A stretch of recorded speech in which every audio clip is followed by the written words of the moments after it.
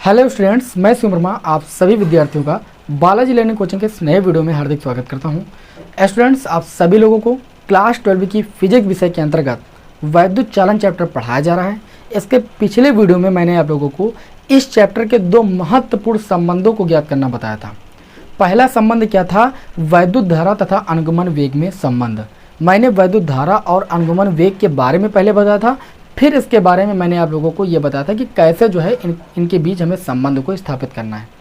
साथ ही में मैंने आप लोगों को धारा घनत्व और अनुगमन वेग के बीच भी संबंध ज्ञात करना बताया था। धारा घनत्व की परिभाषा को भी मैंने बताया था, कैसे याद करना है, रटना नहीं है। और साथ ही में धारा घनत्व का मात्रक और विमा निकालना बताया था। तो यदि आपने पिछले वीडियो को नहीं देखा है तो उस वीडियो को जरूर देख लीजिएगा, क्योंकि उसी की मदद से अब हम इस क्लास में ओम के नियम का सत्यापन करेंगे। ये प्रश्न आपके बोर्ड एग्जाम की दृष्टि से बहुत ज़्यादा महत्वपूर्ण है। काफ़ी विद्यार्थी क्या कहते हैं, इस डेरिवेशन को बहुत ज़्यादा कठिन मानते हैं। वो सोचते हैं कि इस डेरिवेशन की लैंग्वेज बहुत कठिन है, क्योंकि उन्होंने कई सारे टीचरों से ऐसा पढ़ा हुआ है। उनको लगता है कि ये डेरिवेशन बहुत ज़्यादा हार्ड हम नहीं कर पाएंगे, तो वो छोड़ देते हैं। तो छोड़ना आपको नहीं है। आज देखिए मैं आप लोगों को कितनी सरल लैंग्वेज में ओम के नियम का सत्यापन करना बताऊँगा। ये प्रश्न आपके बोर्ड एग्जाम में दो तीन तरीके से पूछा जाता है। ऐसे भी पूछा जाता है कि मुक्त इलेक्ट्रॉनों के अनुगमन वेग के आधार पर ओम के नियम का निगमन कीजिए, सत्यापन कीजिए, या तो ऐसे पूछा जाता है कि अनुगमन वेग के आधार पर ओम के नियम का सत्यापन कीजिए। तो इस तरीके से ये प्रश्न आपके बोर्ड एग्जाम में पूछा जाता है।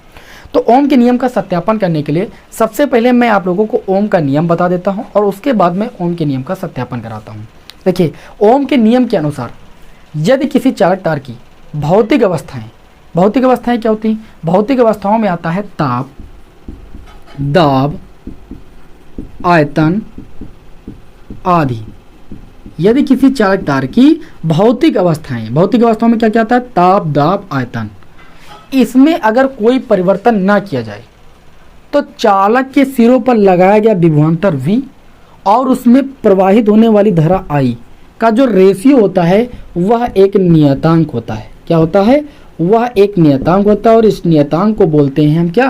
प्रतिरोध, वैद्युत प्रतिरोध R बोलते हैं। ठीक है। यदि किसी चालक तार के सिरों पर के बीच लगाया गया विभवांतर V हो और उसमें प्रवाहित होने वाली धारा I हो, तो उन दोनों का जो रेशियो होगा वो एक नियतांक होगा, जिसे वैद्युत प्रतिरोध बोलते हैं। यही होता है ओम का नियम। तो इसी का हमें क्या करना भाई? सत्यापन करना, यानी यही चीज हमें जो है सत्यापित करनी है। ओम का नियम एक बार अगेन सुन लीजिए। ओम के नियम के अनुसार यदि किसी चालक की भौतिक अवस्थाओं जैसे ताप, दाब, आयतन आदि में कोई परिवर्तन ना हो तो चालक के सिरों पर लगाया गया विभवांतर V और उसमें प्रवाहित होने वाली धारा I का जो अनुपात होता है वह एक नियतांक होता है, जिसे हम वैद्युत प्रतिरोध R कहते हैं। क्लियर हुई? इतनी बात नहीं क्लियर होगी? अब चलिए यहाँ पर हम इसी का सत्यापन करना आपको बताते हैं अनुगमन वेग के आधार पर। ठीक है ना? तो चलिए इसको थोड़ा सा रफ करते हैं, उसके बाद जो है मैं आपको बताता हूँ। तो यहाँ पर हम क्या करेंगे, एक धातु का चालक तार लेंगे, क्योंकि जो ओम का नियम है वो धातु चालकों के लिए ही सत्य होता है। तो यहाँ पर आपके सामने हम एक चालक तार बना लेते हैं। ये एक आपका क्या है भाई? चालक तार है। ठीक। यदि इस चालक तार की लंबाई कितनी हो भाई? L हो। इस चालक तार की लंबाई L हो और इस चालक तार का जो क्षेत्रफल हो वो कितना हो? A हो। मेरी बात तो समझते रहिएगा, लैंग्वेज में मैं आप लोगों को बहुत आसान बताने वाला हूँ।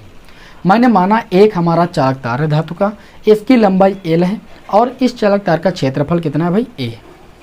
जब इस चालक तार के सिरों के बीच हम क्या करते हैं भाई? विभवांतर स्थापित करते हैं। विभवांतर कैसे स्थापित किया जाता है?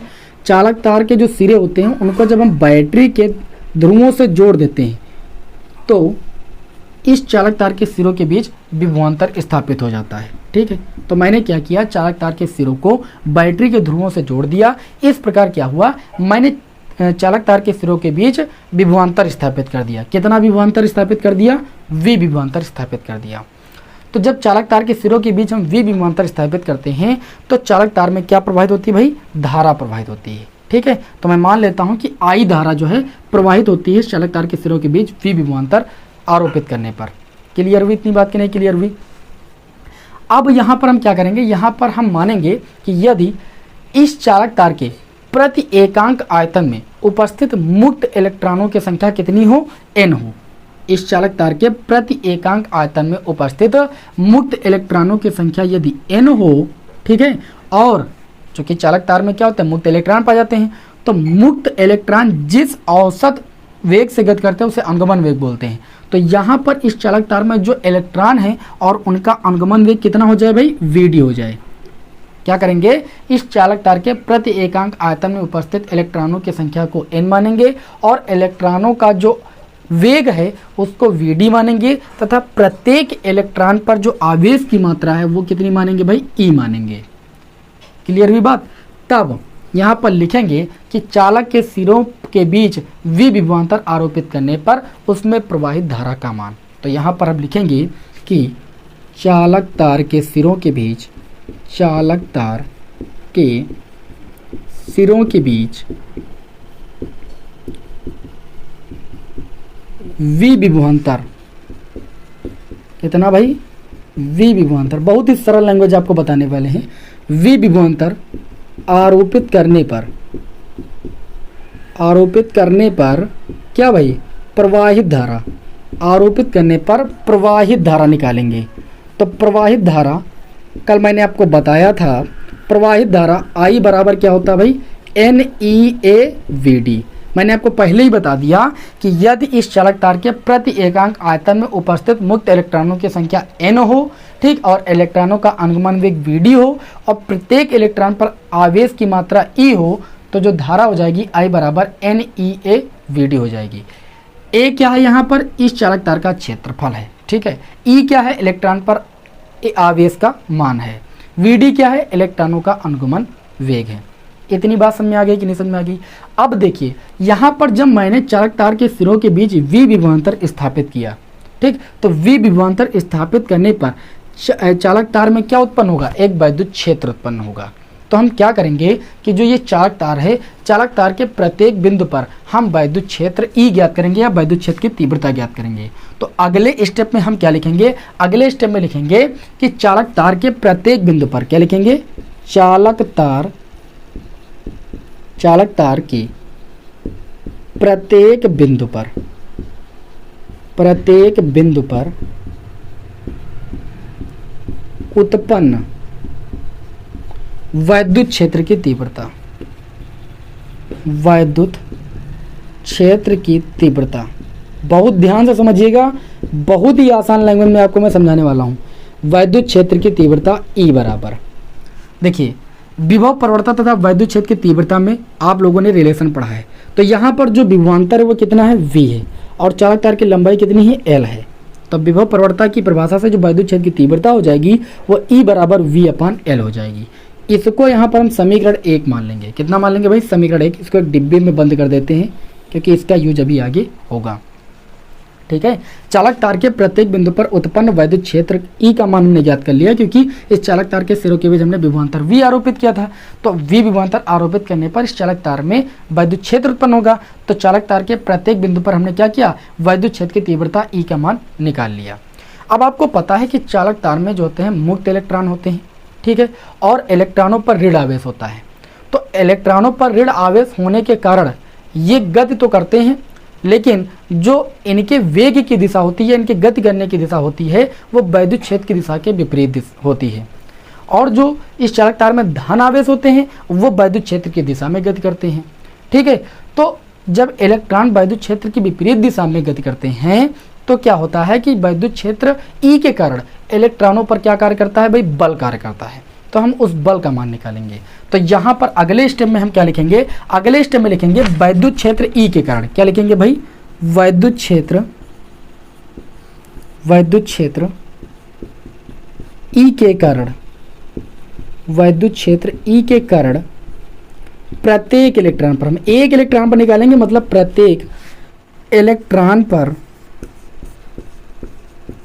आरोपित बल। तो जो ये आरोपित बल है वो वैद्युत क्षेत्र E के कारण है, ठीक है। तो F बराबर देखिए कितना हो जाएगा, आपने वैद्युत क्षेत्र की तीव्रता की परिभाषा से पढ़ा है, E बराबर होता है F/Q, ठीक है। अब Q बराबर कितना पढ़ा भाई, NE। यहाँ पर इलेक्ट्रॉन की संख्या कितनी, 1, तो Q किसके बराबर हो जाएगा, 1 × E। E क्या है, इलेक्ट्रॉन पर आवेश, तो Q का मान किसके बराबर हो जाएगा, E के बराबर। तो E बराबर आ जाएगा F अपान E। ठीक है, एक इलेक्ट्रॉन पर आरोपित बल का मान निकालो, कैंची गुणा करोगे तो F का मान कितना आ जाएगा, E क्या है, वैद्युत क्षेत्र की तीव्रता, और ये स्मॉल E क्या है, एक इलेक्ट्रॉन पर आवेश। तो F का मान किसके बराबर हो जाएगा, कैपिटल E और इनटू में भाई स्मॉल E। अब चूंकि जो कैपिटल E है वो V अपान L के बराबर है, लिखोगे चूंकि कैपिटल E बराबर V अपान L, इसलिए जो F हो जाएगा वो किसके बराबर हो जाएगा, यहाँ पर मान रख दोगे तो हो जाएगा EV अपान में L। F का मान हमने निकाल लिया, EV अपान में कितना आ गया, L आ गया।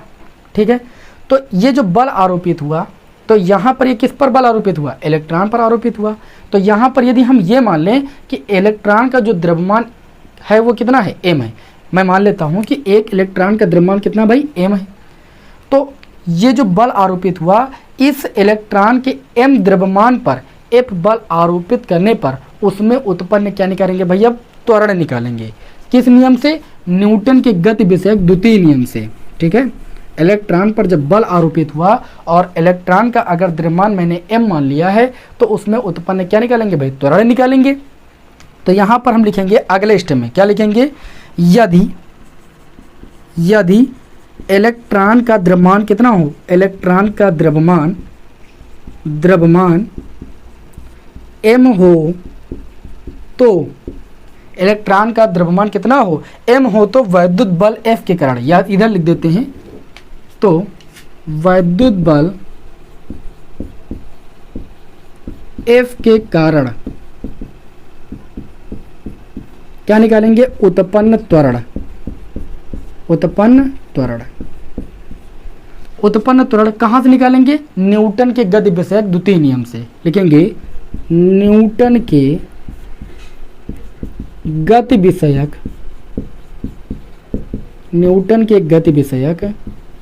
द्वितीय नियम से, है ना, न्यूटन की गति विषयक द्वितीय नियम से आप लोगों ने पढ़ा है, क्या पढ़ा है, F बराबर m में, यानी द्रव्यमान गुणे त्वरण। तो जब A का मान निकालोगे तो m आ जाएगा F के बटे में, तो ये आ जाएगा, तो उत्पन्न त्वरण A बराबर F अपान में m। अब देखिए यहाँ पर F का मान कितना है, EV अपान L। तो यहाँ पर लिखोगे चूंकि F बराबर EV अपान L, इसलिए जो त्वरण हो जाएगा वो हो जाएगा, F के स्थान पर वैल्यू रख देंगे तो EV अपान में कितना आ जाएगा, ml। इसको हम मान लेंगे समीकरण 2। उत्पन्न त्वरण कितना आ गया, A बराबर EV अपान में ml, जहाँ m क्या है, इलेक्ट्रॉन का द्रव्यमान, L क्या है, चालक तार की लंबाई, E क्या है, इलेक्ट्रॉन पर आवेश की मात्रा, V क्या है, चालक तार के सिरों के बीच लगाया गया विभवांतर V। ठीक, A क्या है, उत्पन्न त्वरण। इतनी बात समझ में आपको आई कि नहीं, पहले ये बताइए, इतनी बात सभी को समझ में आ गई होगी। ठीक, अब देखिए यहाँ पर ध्यान से सुनिएगा, आगे की जो लैंग्वेज है वो थोड़ा सा हार्ड पड़ जाती है, तो जब आप एक एक बात को समझोगे तो आपको आसान लगेगी। मैंने आप लोगों को देखिए इतना निकाल के बता दिया। ठीक है, ये कैसे है, ये आप सभी लोगों को एक एक बात अच्छी तरीके से समझ में आ गई। अब इसके आगे हम क्या करते हैं, हम आप लोगों को ये बताएंगे कि जो ये चालक तार है, इस चालक तार में उपस्थित होते हैं धन आयन और इलेक्ट्रॉन। तो इस चालक तार के अंदर जो धन आयन और इलेक्ट्रॉन होते हैं ये आपस में टकराते रहते हैं, बार बार टकराते रहते हैं।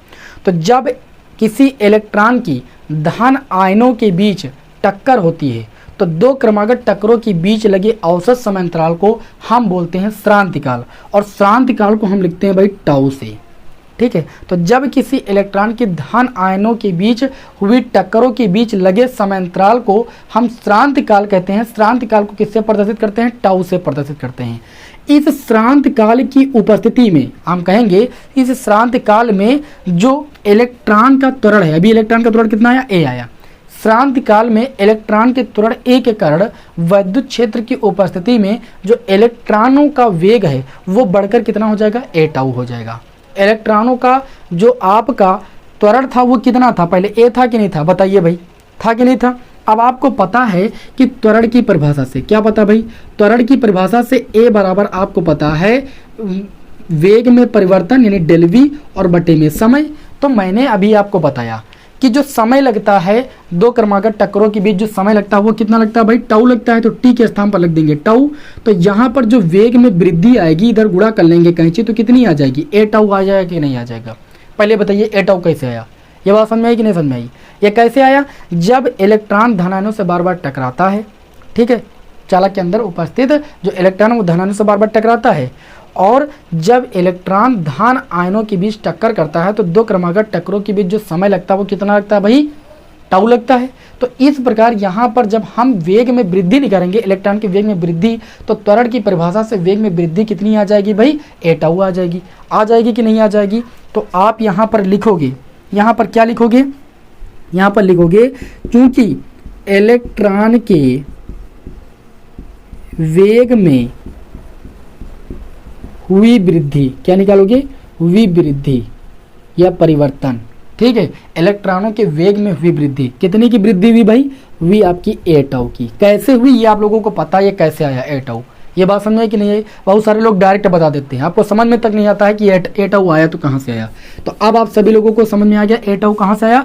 यहाँ पर लिखेगा त्वरण की परिभाषा से मैंने ये निकाला है, त्वरण की परिभाषा से, इसको भी लिख लीजिएगा। यहाँ पर कोई चीज़ हम फालतू नहीं लिख रहे हैं, ठीक है, आपको एक एक बात समझ में आए इसलिए यहाँ पर लिख रहे हैं त्वरण की परिभाषा से। तो यहाँ पर इस श्रांति काल में इलेक्ट्रॉन के त्वरण ए के कारण वैद्युत क्षेत्र की उपस्थिति में जो इलेक्ट्रॉन का वेग है वो बढ़कर कितना हो जाएगा, ए टाउ हो जाएगा। ये बात समझ में तो आ गई। अब यहाँ पर ध्यान से समझिएगा, समझने वाली बात क्या है, समझने वाली बात यह है कि ये वैद्युत क्षेत्र की उपस्थिति में इलेक्ट्रॉन के वेग में भी जो वृद्धि वो ए टाउ की है। अब अगर हम एक इलेक्ट्रॉन का जो ऊष्मीय वेग है वो वैद्युत क्षेत्र की अनुपस्थिति में u1 मान लेते हैं, यहाँ पर लिखेंगे भाई, लैंग्वेज को समझिएगा। माना वैद्युत क्षेत्र की अनुपस्थिति में, वैद्युत क्षेत्र जब ना हो तो वैद्युत क्षेत्र की अनुपस्थिति में, इस लैंग्वेज को समझना बहुत जरूरी है। अनुपस्थिति में, वैद्युत क्षेत्र की अनुपस्थिति में एक इलेक्ट्रॉन का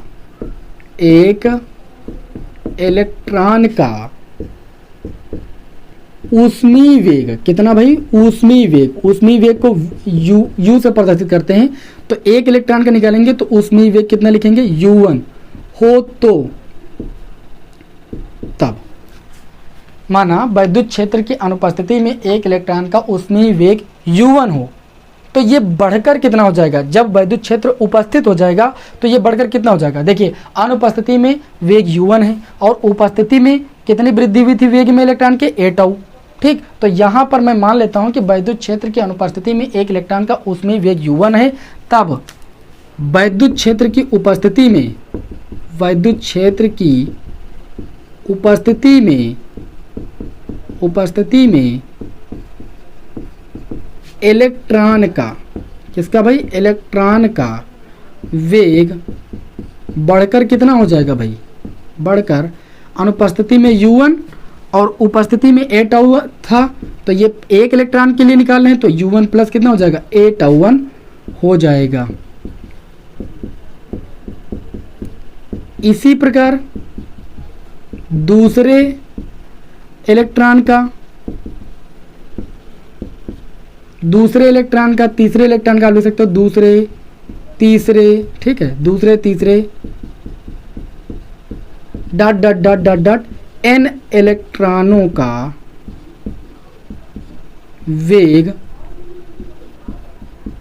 क्रमशः कितना हो जाएगा, देखिए भाई u2 plus a tau 3, u3 plus तीसरे का हो जाएगा u3 plus a tau 3 dot dot dot n इलेक्ट्रॉनों का निकालना है तो un plus a tau n हो जाएगा, ठीक। ये बात समझ में आई कि नहीं समझ में आई। अब यहाँ पर क्या निकालेंगे, तब n इलेक्ट्रॉनों का औसत ऊष्मीय वेग, क्या निकालेंगे भाई, औसत वेग। इलेक्ट्रॉनों का औसत वेग क्या होता है, अनुगमन वेग होता है। तब n इलेक्ट्रॉनों का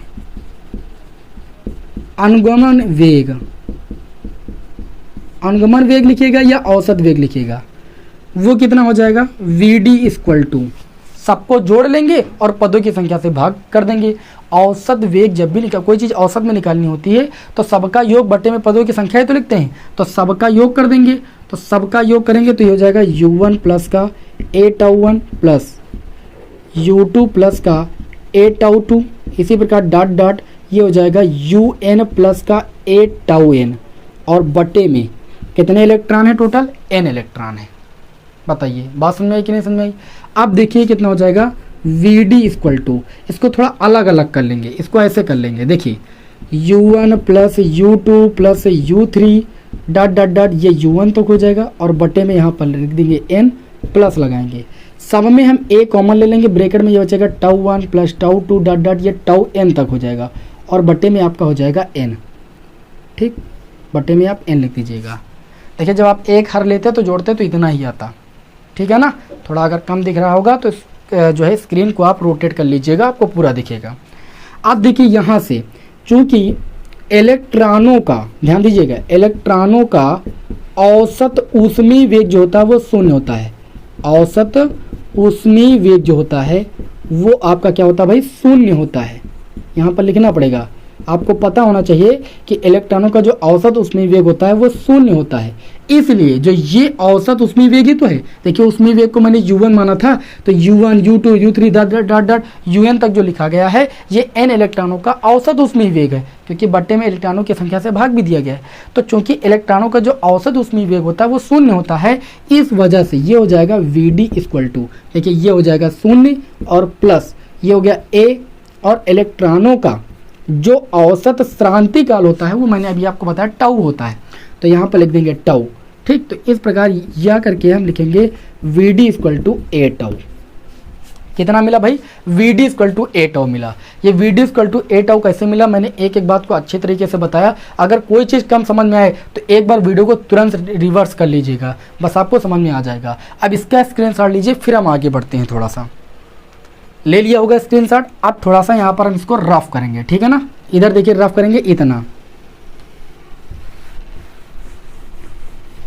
यहाँ से रफ इसलिए करेंगे क्योंकि हमें समीकरण 1 की अभी आवश्यकता पड़ेगी, है ना। हमें a की भी आवश्यकता पड़ेगी, इसको थोड़ा रफ नहीं करते हैं अभी, क्योंकि यहाँ पर पहले a का मान रखना पड़ेगा, फिर समीकरण 1 की आवश्यकता पड़ेगी। ठीक, तो चलिए यहाँ पर हम लाइन जो है थोड़ा सा ड्रा कर देते हैं, इसको मिलने नहीं देंगे हम। अब ध्यान से देखिएगा, लिखेंगे a का मान, ठीक है दिखाई पड़ रहा है ना, a का मान रखने पर, तो a का मान रखेंगे तो समीकरण में Vd इक्वल टू a क्या स्थान कितना आया था भाई, EV अपान में ml मैंने रख दिया, और N2 में कितना है भाई टाउ। यहाँ पर देखिए जो ये रिलेशन मिला है, इससे भी क्वेश्चन आपके एग्जाम में बन सकता है। अगर आपके प्रश्न में कुछ ऐसा पूछा जाता है कि आपको अनुगमन वेग और श्रांति काल में संबंध स्थापित कीजिए, तो ये अनुगमन वेग तथा श्रांति काल में संबंध है। यहाँ पर श्रांति काल आप देख सकते हो और यहाँ पर अनुगमन वेग देख सकते हो, तो ये अनुगमन वेग और श्रांति काल में संबंध है। या प्रश्न ऐसे पूछा जाए कि विभवांतर और अनुगमन वेग में क्या संबंध होता है, तो यहाँ पर देख सकते हो V भी है और यहाँ पर अनुगमन वेग Vd है। तो ये रिलेशन अगर ऐसे पूछा जाए कि विभवांतर और अनुगमन वेग में क्या संबंध होगा, तो यही संबंध होगा। ठीक है, तो अगर कभी भी रिलेशन निकालना पड़े तो आप इतना कर दीजिएगा, आपका आ जाएगा। अब देखिए यहाँ पर इतना आ गया, यहाँ पर लिख सकते हो यही टाउ का मतलब श्रांति काल, Vd में क्या है भाई संबंध है। लेकिन हमें संबंध तो निकालना नहीं, हमें क्या निकालना है भाई, हमें तो ओम के नियम का सत्यापन करना है। अब लिखेंगे तब समीकरण 1 में Vd का मान रखने पर, क्या भाई, Vd का मान रखने पर, ठीक है। तो अब इसको रब कर देते हैं। ठीक, अब देखिएगा समीकरण 1 कितनी है भाई, समीकरण 1 है I बराबर NEA Vd, है कि नहीं है भाई। यहाँ पर देखिए I इक्वल टू NEA, इस Vd का मान कितना आया, आप देखिए Vd का मान आया है E कैपिटल V और बटे में आया है ml और N2 में आया है टाउ। ठीक है, अब देखिए ओम के नियम के अनुसार हमने पढ़ा है कि आरोपित विभवांतर और धारा का जो अनुपात होता है वो एक नियतांक होता है। ठीक है, तो हम क्या करेंगे, V को रोक लेंगे इधर, है ना, और इस I को ले आएंगे बटे में और बाकी सब को इधर पक्षांतर कर देंगे। तो जो चीज़ बटे में होती है वो ऊपर चली जाएगी, इस प्रकार ये ml ऊपर आ जाएगा और देखिए n आ जाएगा नीचे, जो ऊपर है वो नीचे आ जाएगा, ई का गुणा ई स्क्वायर हो जाएगा, a आ जाएगा नीचे और ये टाउ भी आ जाएगा नीचे। तो यहाँ पर आप देखिए आपको मिल गया ml अपान में NE square a tau equal to V upon I।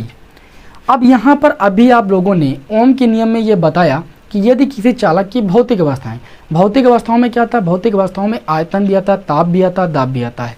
तो आयतन जो होता है, वॉल्यूम जो होता है, वो क्षेत्रफल और लंबाई का गुणनफल होता है। तो यहाँ पर जो ये लंबाई है और जो ये क्षेत्रफल है, आयतन क्या हो, नियत हो, यानी आयतन में कोई परिवर्तन ना किया जाए। तो यहाँ पर लंबाई और क्षेत्रफल क्या हो गए भाई, नियत हो गई, मैं कोई परिवर्तन नहीं कर रहा हूँ। और साथ में क्या बोला था मैंने, ताप में कोई परिवर्तन न किया जाए। जब ताप में कोई परिवर्तन नहीं करेंगे तो इलेक्ट्रॉनों में कोई परिवर्तन नहीं होगा और श्रांति काल में कोई परिवर्तन नहीं होगा। और साथ ही में अगर एम और ई, एम क्या है, इलेक्ट्रॉन का द्रव्यमान है, और ई क्या है, इलेक्ट्रॉन का आवेश, अगर ये दोनों नियत हो जाएं तो इस प्रकार जो ये पूरा होगा ये क्या हो जाएगा, ये एक नियतांक हो जाएगा। लिखेंगे कि जहां एम एल अपान में एन ई स्क्वायर ए टाउ क्या है, नियतांक है। क्या है भाई, नियतांक है। तब इसको थोड़ा रब कर देते हैं। तब जब v अपान आई आएगा, देखिए v अपान आई, चूंकि ये नियतांक है, v अपान आई किसके बराबर हो जाएगा, नियतांक के बराबर हो जाएगा। और इस नियतांक का मान किसके बराबर होता है, इस नियतांक का मान r के बराबर होता है। यानी r को क्या बोलते हैं, वैद्युत प्रतिरोध बोलते हैं। यही ओम का नियम है, यही ओम का नियम है। देखिए इतनी लैंग्वेज आपको लिखनी पड़ेगी, तो इसका सत्यापन मैंने आपको करा दिया। बात समझ में? मैंने क्या किया, एक बार अगेन मैं आप लोगों को बिल्कुल 1 मिनट के अंदर पूरी बात एक बार मैं दोबारा बोलता हूँ। मैंने क्या किया, मैंने एक चालक तार माना, और इस चालक तार में क्या किया, मैंने बताया कि इस चालक तार का क्षेत्रफल a है, चालक तार की लंबाई l है। मैंने क्या किया, चालक तार के सिरों के बीच विभवांतर स्थापित कर दिया। कितना विभवांतर स्थापित किया, v विभवांतर स्थापित किया। v विभवांतर स्थापित करने से चालक तार में जो प्रवाहित धारा उसका मान निकाल लिया। लेकिन धारा का मान निकालने से पहले मैंने चालक तार के प्रति एकांक आयतन में उपस्थित इलेक्ट्रॉनों की संख्या को n माना, और इलेक्ट्रॉन का जो अनुगमन वेग है वो vd माना।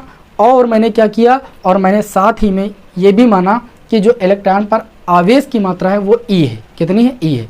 तब v विभवांतर आरोपित करने से क्या मैंने क्या ज्ञात किया, चालक में प्रवाहित धारा का मान I बराबर NEAVD। इस रिलेशन को कल मैंने स्थापित कराया भी था कल की क्लास में। उम्मीद करता हूँ सभी लोगों ने उस क्लास को देखा होगा। फिर उसके बाद मैंने क्या किया, विभवांतर स्थापित किया तो वैद्युत क्षेत्र उत्पन्न हुआ। तो चालक तार के प्रत्येक बिंदु पर उत्पन्न वैद्युत क्षेत्र की तीव्रता का मान निकाला। अब वैद्युत क्षेत्र ई के कारण इलेक्ट्रॉनों पर बल लगा, उस बल का मान मैंने निकाल लिया। ठीक है, जो बल लगा, बल के कारण मैंने क्या किया, बल का मान निकाल लिया। अब इलेक्ट्रॉनों का द्रव्यमान यदि हम m मान लें, ठीक, इलेक्ट्रॉनों का द्रव्यमान m मान लें, तो m द्रव्यमान के कारण जो इलेक्ट्रॉनों पर बल लग रहा है उसमें उत्पन्न त्वरण का मान निकाल लिया। तो त्वरण का जब मान आ गया तो उसको मैंने समीकरण 2 मान लिया। अब मैंने ये बताया कि चालक तार में क्या होता है, किसी भी चालक में जो मुक्त इलेक्ट्रॉन होते हैं वो धन आयनों से बार बार टकराते रहते हैं। ठीक है, तो किसी इलेक्ट्रॉन का धन आयनों के बीच क्रमागत टक्करों के बीच जो समय लगता है उसे हम श्रांतिकाल कहते हैं। क्या बोलते हैं भाई, श्रांतिकाल। और श्रांतिकाल को किससे प्रदर्शित करते हैं, टाउ से प्रदर्शित करते हैं।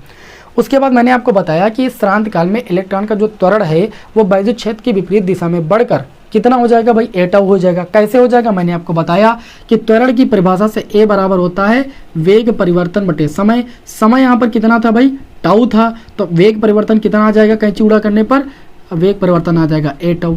ठीक है, तो इलेक्ट्रॉनों का जो वेग है वो वैद्युत क्षेत्र की उपस्थिति में a टाउ हो गया बढ़कर। ठीक है, कैसे हुआ ये आप सभी लोगों को पता चल गया। अब अगर हम वैद्युत क्षेत्र की अनुपस्थिति में किसी एक इलेक्ट्रॉन का उसमें वेग कितना मान लें भाई, u1 मान लें, तो वैद्युत क्षेत्र की उपस्थिति में उस इलेक्ट्रॉन का वेग जो है बढ़कर कितना हो जाएगा, u1 प्लस a टाउ 1 हो जाएगा।